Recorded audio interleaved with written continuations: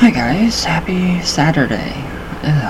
So, alright, back to Robert Cochrane and everything that he was. I'm finding bits and pieces of hilarious information, like quotes of his, so I am like writing them all down because they're just so great.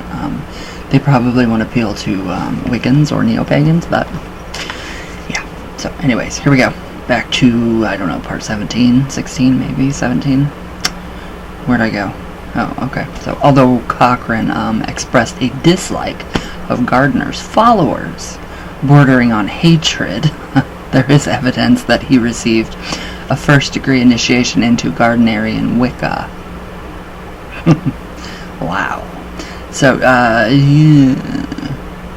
two separate and independent sources have told this writer that a couple who ran a small coven in West London and were well known in the Gardnerian circles were responsible. According to Doreen Valiente, private notebooks, the female half of the couple, who described Cochrane to be friends as a necromancer, took him and his wife to see Jack. Oh God, what is that name? Bracelin. So the then high priest of Gardner's Bricket Wood Coven.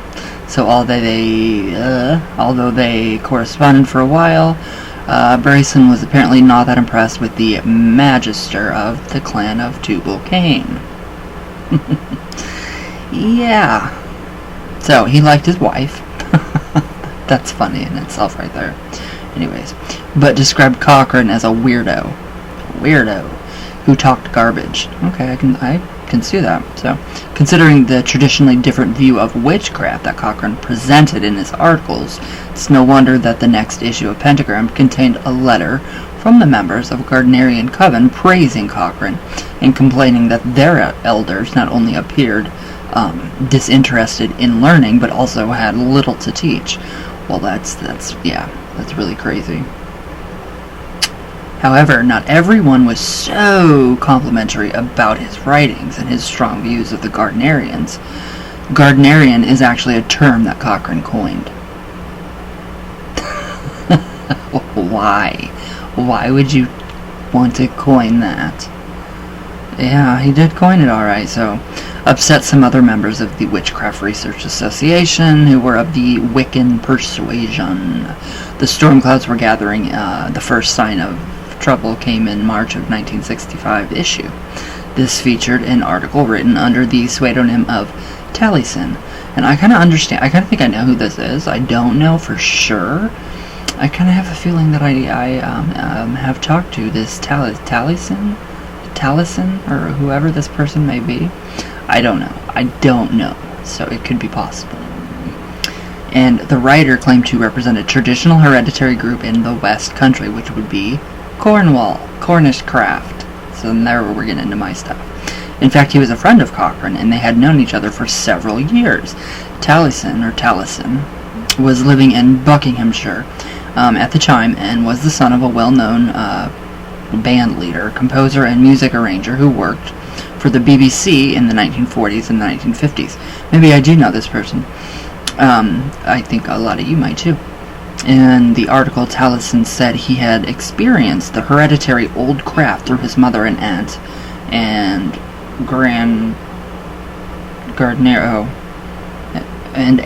Gardnerian Wicca through of its high priestess. Okay. Now, in fact, he had a member of Gardner's Coven at Bricketwood, and it was initiated by Lois Bourne in 1962. So although they were friends, Taliesin still criticized Cochrane and the version of the traditional witchcraft he was promoting in his articles. I don't like what he promoted. But anyways, he claimed that his views were not entirely representative of the old craft, and in fact, nobody's can be. We don't know what happened back, when it first began. So, which is really interesting. I love this history. This is just like the best history. I mean, this is literally the best history of traditional craft. So, sorry. And then there should have been more emphasis on the supreme goddess and less of the type of soul-searching found in cults of the occult fringe. Interestingly, Taliesin took a pioneering political stance for the first time, suggesting the craft could be a force for good in fighting the modern evils of the damage to the environment in the name of progress and the vast waste of money on the arms race while millions starved in Africa. That's a really good point, though. I mean, that's a really good... I like that. So in the next issue of Pentagram, though, Taliesin wrote an article called A Wood in the West Country. He said the wood in question, known... What is that? I don't know what that word is. Known locally is Annie's Wood, and it's reputed to be haunted, and was regarded as a sacred place by a small group of hereditary witches who owed their allegiance to the lady. So they used it for initiates, and the candidate was left to spend the night alone by 3 overgrown stones in the middle of the wood. So beforehand, they drank a special potion, and on the next day, they were questioned about their experiences during the night. Don't drink the Kool-Aid, you guys. Don't. No. Depending on their answers, they were either invited to stay in the group or banished to its fringes forever. Now, in a previous article, Taliesin had discussed the ritual use of sacred mushrooms, Amanita muscana, or fly agaric, as an aid to the knowledge of the goddess and self. So presumably it was included in the potion taken by the initiate into his group. A similar all-night vigil was also a feature of initiation into Robert Cochrane's clan of Cain, except that the draught contained a small amount of belladonna. Wow. Such rites are also a well-known feature of some other old craft traditions. So despite his own extensive ritual use of narcotic plants in their friendship, Cochrane criticized Taliesin because he was too fond of the toad, fly agaric.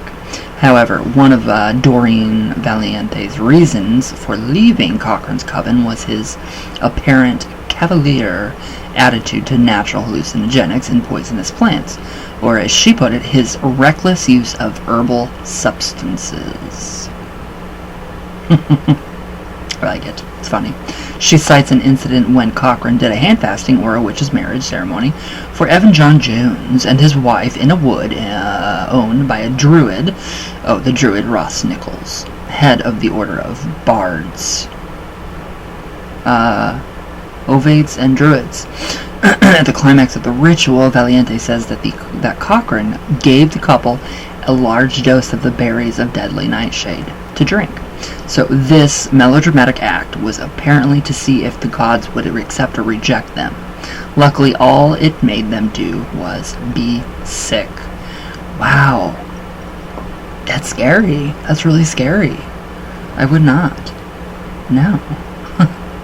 Okay, so yeah, Taliesin explained in his article that the name Annie's Wood was probably a corruption of Annie's Wood, after a Celtic pagan goddess who appears as Black Anne or Black Anise.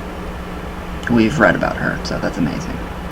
Now in Leicestershire folklore, yeah, so she is depicted as an old hag witch living in a cave who eats children. Okay. Now, the wood in question has a legend attached to it about a woman who lived there in the 17th century. Now, any man foolish enough to sleep with her was killed during the night when she transformed into a cat and ripped his throat out. That's so beautiful. Her killing spree was ended by a monk whose silver crucifix saved him from her deadly charms. He burnt down the hut she was living in and buried her body under the stones in the wood.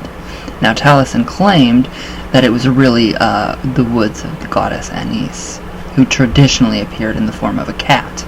Now, it's really weird because we have a local legend here. There was a witch that lived in this regional area, and she was burned. She was killed and murdered. This is proof. We have evidence in my little village that I live in, and she supposedly said that she would take the form of a cat. And yeah, so I think that's pretty interesting, the cat thing. Now, old land deeds apparently showed that the land was also called Three Sisters Wood, and he claimed this is a reference to the trinity of fate, goddess. What did I write here?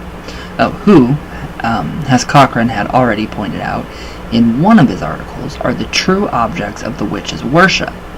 So the legend of the moon also the legend of the monk also suggests the eradication of a pagan shrine in the wood by the medieval church. So now matters began to deteriorate further with the publication of the December 1965 issue of Pentagram, which was also its last appearance in a newspaper format. So, the Gardnerian high priest Arnold Crowler, the husband of Patricia Crowler of the Sheffield Coven, and a professional puppeteer, stage magician, and ventriloquist, wrote a letter attacking Taliesin, or whatever, however you say that name, for criticizing the Wiccans for conducting cloak and dagger initiations while going on to describe one that was even more so. So he also condemned the whole concept of witch blood and hereditary witchcraft. I totally agree. Thank you. Which was strangely ironic considering that his wife's later autobiography was called Witch Blood, and she claimed to be Breton grandmother who was a wise woman. So, with that being said, we will leave off right there. In the conclusion of his letter, I have got to remember that. Hopefully I can. But yes.